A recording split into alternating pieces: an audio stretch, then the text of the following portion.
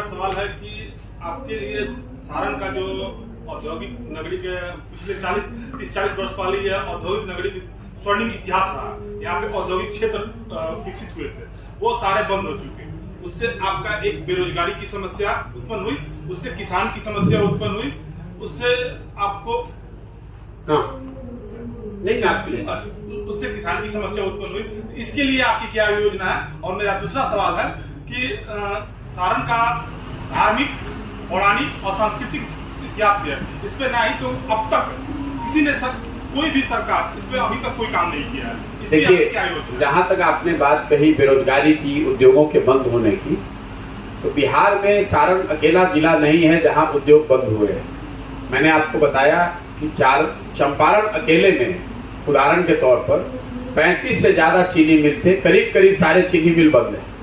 इनमें वो चीनी मिल भी शामिल हैं जिसमें आज के प्रधानमंत्री मोदी जी ने मोतिहारी में जैसे चीनी मिल के लिए आकर कहा 2014 में कि इसी चीनी मिल के से बने हुए चीनी से चाय पीऊंगा तब वोट लेने आऊंगा। आपके छपरा के भी एक चीनी मिल के लिए उन्होंने यही वक्तव्य दिया था। आज वही मोतिहारी चीनी मिल का एक एक इंच जमीन भाजपा के विधायक और एमपी लोगों ने बंदरबाट कर लिया। तो बिहार में उद्योगों का बंद होना ये छपरा स्पेसिफिक घटना नहीं है।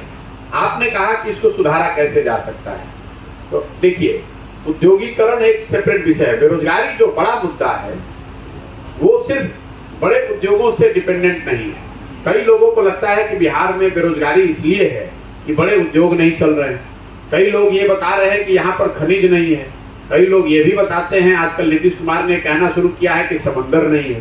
तो इस बात को आप समझिए भाई, पंजाब में भी कोई समंदर नहीं है, हरियाणा में भी कोई समंदर नहीं है, तेलंगाना मध्य प्रदेश में भी कोई समंदर नहीं है, उत्तर प्रदेश में भी समंदर नहीं है, तो वहां पर उद्योग कैसे लग रहे हैं?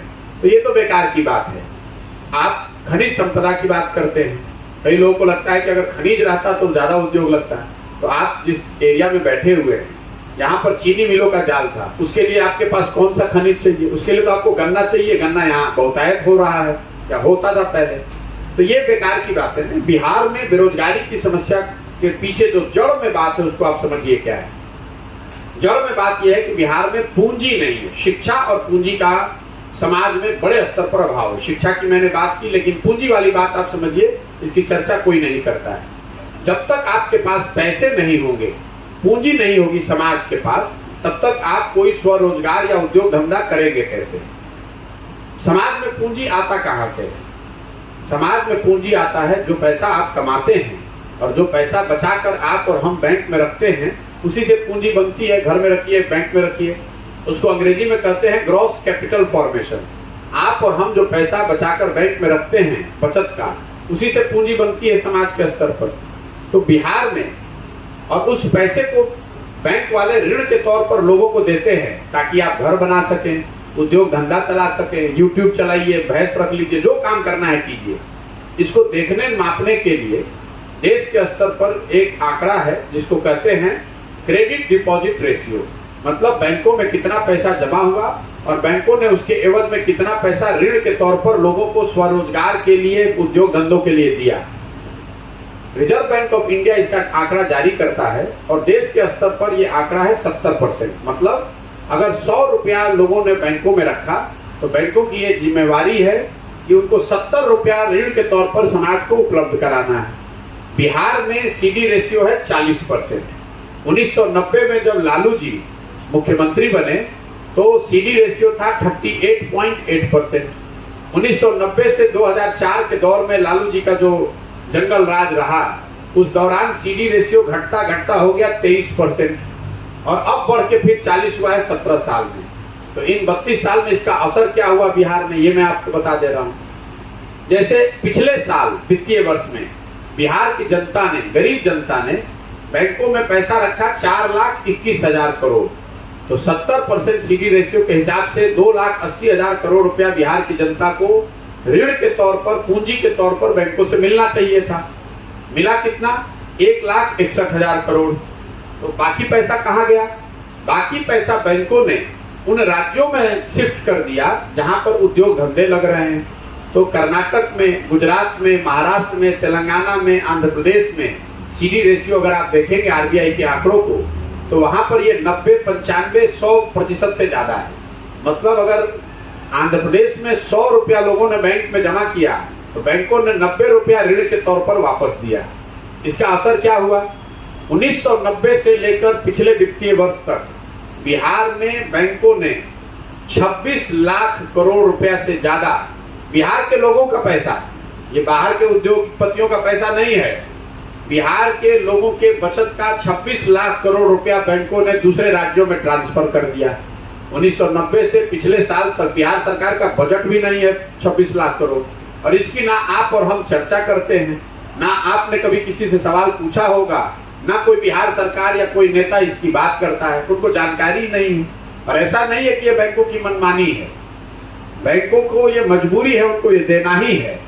और इस बैंकों के इस कमेटी के हेड है मुख्यमंत्री, वो साल में इसकी बैठक भी करते हैं, लेकिन जैसे मुख्यमंत्री की बात उनके अफसर नहीं मान रहे हैं, उनके शिक्षक और डॉक्टर नहीं मान रहे हैं, वो उसी तरह चूंकि सरकार कमजोर है या सरकार का इस विषय को लेकर उदासीन है, तो सरकार की बात बैंक मान नहीं रहे हैं और ये पैसा बिहार के लोगों का बाहर जा रहा है। तो आपका संक्षिप्त आंसर ये है कि अगर हमारी सोच ये है कि बिहार में रोजगार के लिए, उद्योग के लिए सबसे जरूरी है पूंजी को उपलब्ध कराना, और उसके लिए कोई बहुत बड़े प्रयास की जरूरत नहीं है। बैंकों को ये बात के लिए बाधित किया जाए, मजबूर किया जाए कि जो पैसा बैंक में आप बिहार के लोग रख रहे हैं उसको आप यहाँ के लोगों को घर बनाने के लिए, रोजगार करने के लिए दीजिए। इसका प्रैक्टिकल जीवन में क्या असर होता है मैं आपको 1 मिनट में समझाता हूँ। आप बिहार में घर बनाते हैं, लोन लेने जाते हैं, तो घर का लोन लेने के लिए आपको 10-20 हजार रुपये घूस देना पड़ता है। यही बैंक जब दिल्ली, बॉम्बे में ऋण दे रहे हैं घर खरीदने के लिए, तो आपके घर में आकर ऋण भी दे रहा है और आपको 2-4 वो गिफ्ट भी देता है, क्योंकि वहां पूंजी सहज उपलब्ध है। आप अंदाजा लगाइए, अगर 26 लाख करोड़ रुपया बिहार के लोगों के द्वारा अलग अलग चीजों पे खर्च किए गए होते, लगाए गए होते, तो कितने ज्यादा उद्योग लगे होते, कितने ज्यादा लोगों ने अलग से घर बनाया होता। अगर घर बनते तो लोगों को, घर बनाने वालों को रोजगार मिलता, उनको वही मजदूरी करने तेलंगाना नहीं जाना पड़ता, तमिलनाडु नहीं जाना पड़ता, कितने लोगों ने अधिक गाड़ियां खरीदी होती, कितने लोगों ने और दूसरे तरह के व्यापार किए होते। तो जब तक पूंजी की उपलब्धता, सहज और सुलभ उपलब्धता समाज के बड़े भाग के लिए आप नहीं कराएंगे, युवकों के लिए नहीं कराएंगे, तब तक बिहार से बेरोजगारी दूर नहीं होगी। उद्योग धंधे तभी लगेंगे जब यहाँ लोगों के पास परचेजिंग पावर आएगा, और लोगों के पास परचेजिंग पावर तब आएगा जब वो कुछ छोटे मोटे काम करेंगे। आप बाल काटना जानते हैं, तो अगर आपके पास 1,50,000 रुपया हो तो आप सैलून खोलिएगा, 4 लोगों को नौकरी भी दीजिएगा, अपना जीविका चलाइएगा।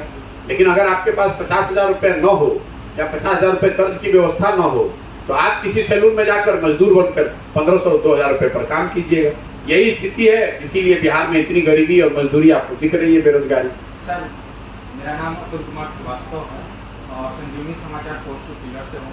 सर, आपने जितनी भी समस्या अभी बताई बिहार के लिए, और बिहार में ये समस्या है, प्रत्येक जनता का ये सवाल है जो आप बता रहे हैं, रोड हो, बिजली हो, बेरोजगारी हो, महंगाई हो, सबसे बिहार जूझ रहा है। तो ये समस्या को सॉल्व करेगा कौन? सरकार करती है सॉल्व? बिल्कुल नहीं करेगा भाई। जो कौन करेगा? राजद करेगा, भाजपा? अरे भैया, आप इससे पहले ऊपर उठिए पत्रकार के नाते। जितनी समस्या आपने ठीक बताया, जो मैं बता रहा हूँ या आप जानते हैं या लोग बता रहे हैं, ये इसलिए है कि आप इन समस्याओं के जड़ में जो बात है कि आप समाज में इन बातों के लिए सचेत नहीं है, इन बातों पर मतदान नहीं करते हैं। स्वाभाविक तौर पर जब अगर समाज में इस बात पर मतदान नहीं होगा तो इन विषयों की प्राथमिकता नहीं होगी, इन विषय पर नेता चुनकर नहीं आएंगे, इन विषय पर सरकार नहीं बनती है, इसीलिए कोई इन बात की चिंता नहीं करता है। जनता तीसरा ऑप्शन चुन रहा है, कौन है? मुझे नहीं मालूम है कि तीसरा, हम ऑप्शन बनाने नहीं निकले। सर, आप तो सरकार में जाएंगे ना? मेरे भाई, हम ऑप्शन बनाने नहीं चले, हम समाज को ये बताने चले हैं कि अगर आपको अपनी समस्या ठीक करनी है तो जो आपकी समस्या है, जो आप जिसके बारे में आप बखूबी जानते हैं, जिसको झेल रहे हैं, जो जी रहे हैं, इन मुद्दों पर वोट कीजिए। प्रशांत जी, मेरा नाम सुरभित है, मैं छपराटुडे.com से। लगातार आपकी टीम भी रिसर्च कर रही है और आपकी बातों में भी लग रहा है कि आप काफ़ी रिसर्च करके ही यहाँ बैठे हैं। लेकिन जो तमाम चीज़ें हम देख रहे हैं बिहार में, आप जन जागरूकता अभियान की तरह से इस पद यात्रा को चला रहे हैं। आप चाह रहे हैं कि जो परिवर्तन सरकार लाना चाहे उसे लोग अपने से खुद से ही परिवर्तन लाएं और बदलाव लाएं। इस बदलाव के लिए बिहार की जनता कैसे काम करे, इसको लेकर आपका क्या? देखिए, आप बात समझिए, सरकार जो है वो राजनीतिक दल बनाते हैं, लेकिन दल जो है वो समाज बनाता है। राजनीति, आप या तो पेड़ की टहनियों को सुधार लें, जो सारी समस्याओं की हम लोग बात कर रहे हैं, तो कमोवेश ये तो सारे लोग जानते हैं कि यहाँ क्या समस्या है।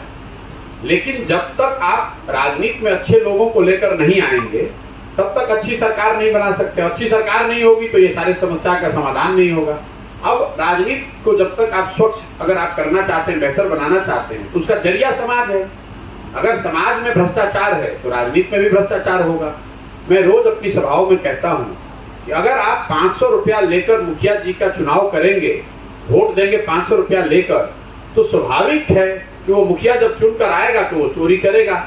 तो आप जब तक सही तरीके से वोट नहीं करेंगे, अपने विषयों पर, अपने बच्चों के भविष्य के लिए, उनके शिक्षा और रोजगार के लिए वोट नहीं करेंगे, तब तक आप इस चीज को सुधार नहीं सकते हैं।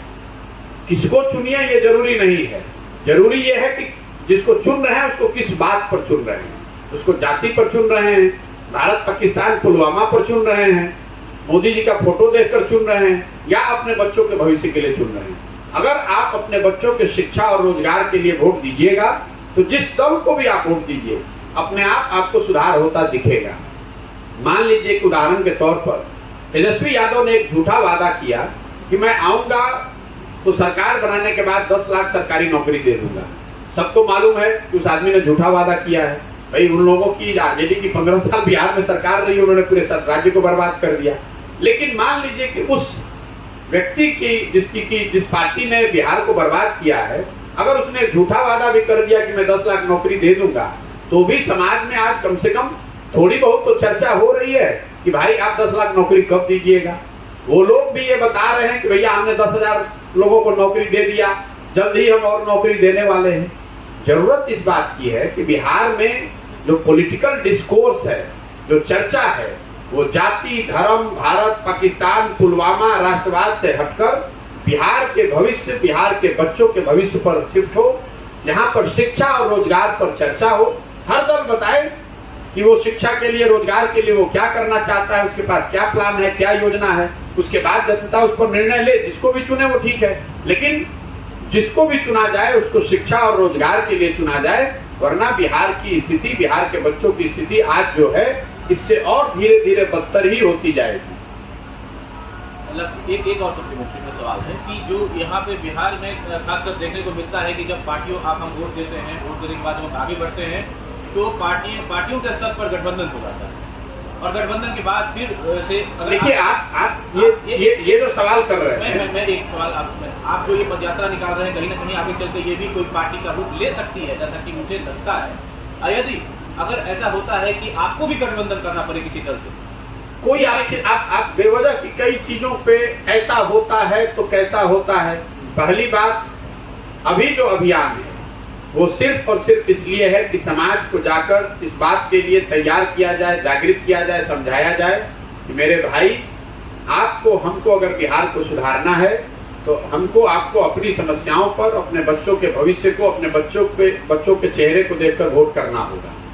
अगर वोट करना है, आपके पास विकल्प नहीं है, तो आपको ही मिलकर विकल्प बनाना होगा। लोग मिलकर विकल्प बनाएंगे और चुनाव करेंगे, तो उसके साथ उस विकल्प के पास बिहार को सुधारने की योजना भी होनी चाहिए। तो पदयात्रा के यही 3 उद्देश्य हैं। पहला, समाज को ये बताया जाए कि भाई सिर्फ बात करने से नहीं होगा, अगर आपको अपनी समस्या का ज्ञान है तो उन समस्याओं पर वोट कीजिए। दूसरा बात, अगर आपको लगता है कि कोई सही विकल्प नहीं है तो मिलकर नया विकल्प बनाइए। और तीसरी बात कि जो विकल्प बने उसके पास बिहार को सजाने का, संवारने का, विकास का एक सोची समझी रणनीति हो, योजना हो, ताकि अगले 10 वर्ष में बिहार को 10 अग्रणी राज्यों में शामिल कराया जा सके। सर, नया विकल्प क्या होना चाहिए?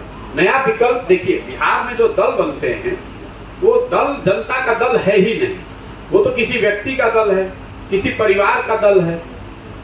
तो अगर बिहार में विकल्प बनना है तो बिहार के लोगों को मिलकर वो विकल्प बनाना पड़ेगा। जैसे आजादी से पहले जो कांग्रेस थी वो किसी व्यक्ति की पार्टी नहीं थी, किसी परिवार किसी जाति की पार्टी नहीं थी। जिस किसी को भी आज़ादी की लड़ाई में जुड़ना होता था वो उस जमाने की कांग्रेस को जाकर ज्वाइन कर लेता था और उसको अपनी उसकी क्षमता उसकी योग्यता के हिसाब से कुछ काम करने को मिल जाता था।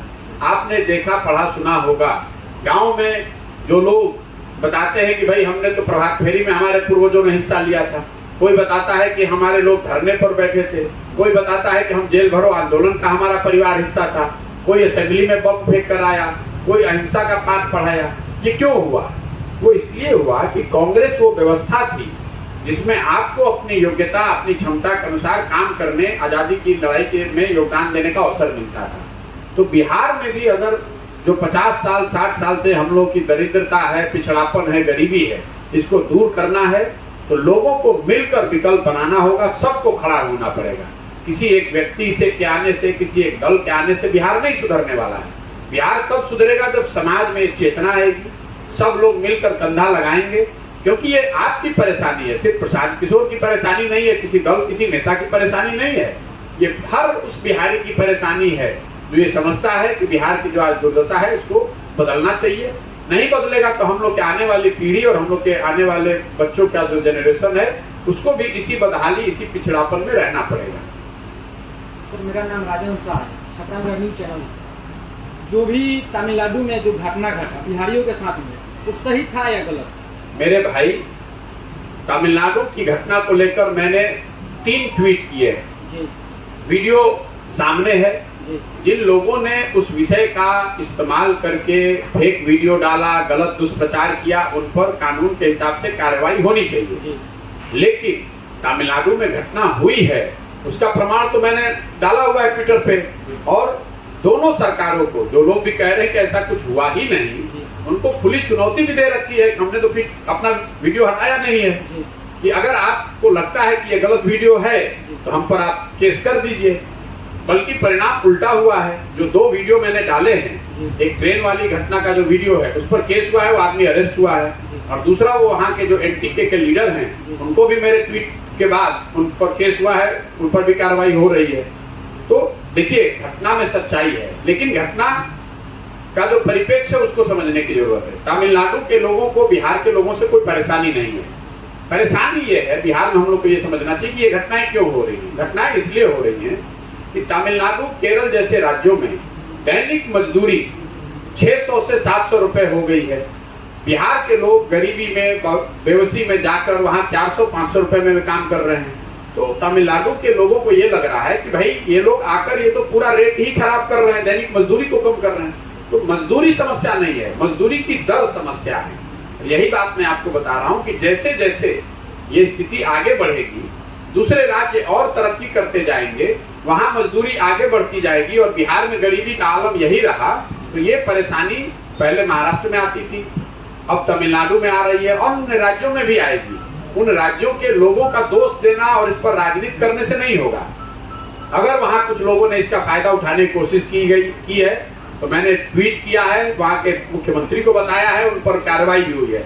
मैं इस पर कोई राजनीति नहीं कर रहा हूँ। दूसरी बात, बड़ी चिंता की बात यह है कि बिहार में हम लोगों को ऐसे समाज की ऐसी व्यवस्था का निर्माण करना चाहिए कि हमारे लोगों को तमिलनाडु न जाना पड़े, पंजाब महाराष्ट्र न जाना पड़े। हम लोग को ऐसा बिहार बनाना चाहिए कि तमिलनाडु के लोग आकर यहाँ नौकरी करें। जब हम लोग अपने गलती कर रहे हैं, हम अपना घर अगर सही से नहीं रखेंगे तो स्वाभाविक तौर पर कोई ना कोई उसका फायदा उठाएगा। तमिलनाडु घटना को छोड़ दीजिए, आप लोग नवयुवक हैं, हम लोग बाहर जाते हैं, हमको कोई मारेगा नहीं, लेकिन बिहारी कह के जलील करना, अपमानित करना, ये तो समाज की सच्चाई है। पूरे भारत में बिहारी कह के आपको नीचा देखा जाता है, नीचा कह के नीचा दिखाया जाता है, और वो इसलिए दिखाया जाता है कि हम लोग की जो स्थिति है, हम लोग देश में सबसे गरीब और पिछड़े हैं, तो स्वाभाविक तौर पर लोग आपका उपहास उड़ाएंगे, और इसलिए भी उड़ाएंगे कि इन सारी जलालत, सारी गरीबी, पिछड़ापन के बाद भी अगर हम लोग कोई इसको सुधारने का प्रयास नहीं करते हैं तो अपनी स्थिति के लिए तो दोषी हम लोग ही हैं। लेकिन इन सब के बावजूद अगर मजबूरी में कोई बिहार का लड़का बाहर गया हुआ है, उसको आप मारिएगा या उसको गाली गलौज कीजिएगा तो स्वाभाविक तौर पे वो असंवैधानिक है, और उसके लिए आवाज जितनी मजबूती से आवाज उठाई जानी चाहिए उठा रहे हैं। सर जब घटना सही है तो फिर पत्रकारों के ऊपर FIR क्यों हो रहा है? देखिए, पत्रकारों के ऊपर क्यों FIR हो रहा है इसका मुझे कोई ज्ञान नहीं है।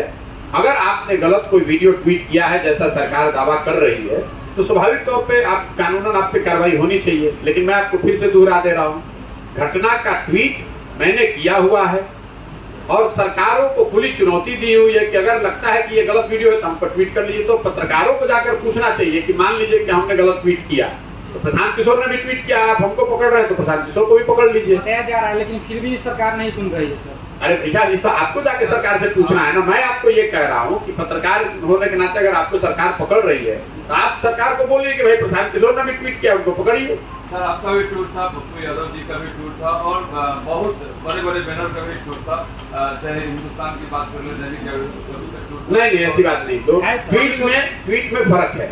हाँ फर्क है, लेकिन आप सभी ने नहीं, अपना देखिए जो सच्चाई है आप उसको दिखाइए। अगर उसमें आप मिर्च मसाला लगाकर या कुछ गलत आपने दिखाया है तो उसकी जवाबदेही, उसकी जिम्मेवारी आपको अपने लेनी पड़ेगी। जिन पत्रकार साथियों का या जिन न्यूज की संस्थाओं का आप जिक्र कर रहे हैं उनको ये बताना है कि जो उन्होंने दिखाया है वो सही है कि नहीं है। मैं अपनी बात पर कायम हूँ, मैंने कोई ट्वीट हटाया नहीं है, वीडियो मेरे ट्विटर पर है, आप जाकर देख लीजिए और दावे से ठोक कर कह रहा हूँ कि वो वीडियो सही है। अगर गलत है तो आप हम पर कार्रवाई कर सकते हैं। ठीक है भैया। सर दूसरे सवाल एक सवाल मैं नागेंद्र सिंह दैनिक जागरण। BBC के ऊपर कितनी कार्रवाई किया सरकार, इसके ऊपर देखिए, BBC पर सरकार ने कार्रवाई की है, ये कोई पहली घटना तो है नहीं। यहाँ पर लोकतंत्र में प्रेस की स्वतंत्रता की बात सब करते हैं, लेकिन जब आप हमारे मन मुताबिक कुछ नहीं कीजिएगा, नहीं लिखिएगा तो आप पर दबाव बनेगा ही। आप लोग पत्रकार हैं, आप हमसे बेहतर जानते हैं। कितने बिहार में, आप BBC और देश की बात छोड़ दीजिए, बिहार में कितने ऐसे नेता हैं जो पत्रकारों से बैठकर 2 सवाल लेने को तैयार हैं। कोई नहीं सवाल लेना चाहता है आपसे, वो यही चाहता है कि आप वो सवाल पूछिए जो उसको पहले से आपने बताया हुआ हो या वो जो पूछा जाना चाहते हैं। तो कुछ हद तक इसके लिए पूरा समाज जिम्मेवार है और स्वयं से मीडिया कर्मी भी जिम्मेवार हैं। अगर आप खुद ही कॉम्प्रोमाइज कीजिएगा तो स्वाभाविक तौर पर जो नेता है आपका फायदा उठाएगा कुछ हद तक। सर 12 करोड़ जनता चाहती है कि आप आए, आ रहे हैं सर अगली विधानसभा में। भाई 12 करोड़ जनता क्या चाहती है इसका ज्ञान तो मुझे नहीं है। मुझे इस बात का इल्म है कि बिहार की जनता ये चाहती है कि बिहार में विकास हो, सुधार हो। आज की जो स्थिति है इससे हम लोग की स्थिति बेहतर हो, हम लोग के बच्चों के पढ़ने की, रोजगार की व्यवस्था हो, बिहार की जो देश में छवि हो ये बेहतर हो, बिहार भी एक समृद्ध और अग्रणी राज्य बने। ये कामना, ये इच्छा बिहार के ज्यादातर लोगों की है। कैसे होगा, कौन करेगा, ये तो लोकतंत्र का सवाल है। जनता को उसको जज करने दीजिए। सबको अधिकार है अपनी बात रखने का। जनता मालिक है, जनता उसको देखेगी, समझेगी, जो निर्णय लेगी वो सिरोधार्य होगा। सर आप घूम रहे हैं तो आपको तो उम्मीद बढ़ रहा है ना। मुझे उम्मीद ये बन रही है कि बिहार का जो समाज है उसकी चेतना दब गई है, मरी नहीं है। इस पर वो काई जम गई है। अगर वो काई को छुड़ाया जाए, ईमानदार प्रयास किया जाए तो जातियों और धर्म में या बेकार की बातों में बटकर जो लोग वोट करते हैं उनसे अलग हटकर लोग जगेंगे और अपने बच्चों के भविष्य पर वोट देंगे। और अगर जिस दिन वो वोट देंगे, चाहे जिस किसी को भी चुने, उन सही मुद्दों पर जब वोट होगा तो अपने आप बिहार में स्थिति सुधरने की दिशा में शुरुआत हो जाएगी। बहुत बहुत धन्यवाद। लास्ट सवाल सर, देश की आज़ादी के बाद बिहार इस तरह से हम लोगों का सबसे पिछड़ा में आ रहा है और जन स्वराज पद यात्रा का मंथन अगर लोगों ने यहाँ किया और अगर फिर से इसको लेकर आती है सरकार तो क्या यहाँ के लोगों को और यहाँ की जनता को सही मिल पाएगी? बिल्कुल, मैं आपको बता रहा हूँ, बात जन स्वराज की नहीं है। जिस दिन लोग ये समझ लेंगे, जन स्वराज के मंथन, मैं आपको बता रहा हूँ कि मंथन जन स्वराज का ये है कि जिस दिन भी लोग अपनी समस्याओं पर, अपने बच्चों के भविष्य के को लेकर जो समस्याएं हैं उन पर वोट करेंगे तो अपने, चाहे वो जिस किसी को भी चुने, बिल्कुल अपने आप सुधार होगा। धन्यवाद।